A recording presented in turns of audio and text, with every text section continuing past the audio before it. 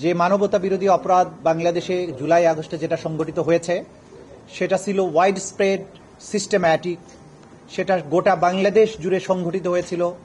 এই অপরাধের স্থান ছিল ৫৬,০০০ বর্গ মাইলের সর্বত্র। এর সাথে রাষ্ট্রের বিভিন্ন বাহিনী সরাসরি অংশগ্রহণ করেছে।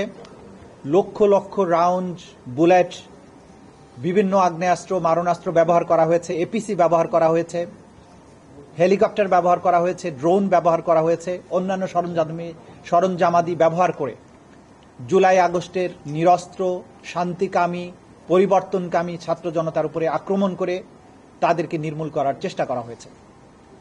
সেই অপরাধের ব্যাপকতার নিরিখে আমরা বাংলাদেশের বিভিন্ন জায়গায়, বিশেষ করে যেখানে উল্লেখযোগ্য পরিমাণে নিষ্ঠুরতা সংঘটিত হয়েছিল, সেগুলোকে আলাদা আলাদাভাবে ধরে তদন্ত রিপোর্টগুলো সম্পন্ন করার জন্য চেষ্টা করেছি। তদন্ত করার চেষ্টা অব্যাহত আছে। এই অপরাধের যারা মাস্টার মাইন্ড ছিলেন, যারা ক্ষমতার শীর্ষবিন্দুতে থেকে তাদের ক্ষমতায় থাকাটাকে চিরস্থায়ী করার জন্য বৈধ এবং অবৈধ প্রক্রিয়ায় তারা সরকারি বাহিনীগুলোকে ব্যবহার করে মানবতা বিরোধী অপরাধ সংগঠন করেছেন।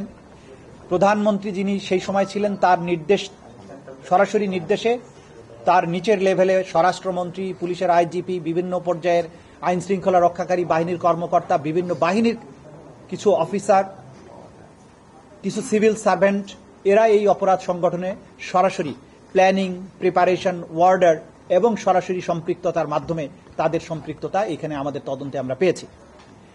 এই তদন্ত প্রক্রিয়া চলমান থাকা অবস্থায় আপনারা সবসময়, আমরা যেটা বলেছি আপনাদের কাছে, যে প্রধান আসামি শেখ হাসিনা সহ তার সুপিরিয়র কমান্ডারদের জন্য তদন্তটা আলাদাভাবে হচ্ছে। কারণ বাংলাদেশের সর্বত্র যে জায়গাতেই অপরাধগুলো হয়েছে, প্রত্যেকটা অপরাধের সাথে তাদের সম্পৃক্ততা প্রমাণিত। সে কারণে তাদেরকে কমান্ড এবং সুপিরিয়র রেসপন্সিবিলিটির দায়ে আলাদাভাবে তদন্ত রিপোর্ট দাখিলের প্রক্রিয়া চলমান আছে, যেটা খুব সহসা আমরা আপনাদের সামনে প্লেস করব।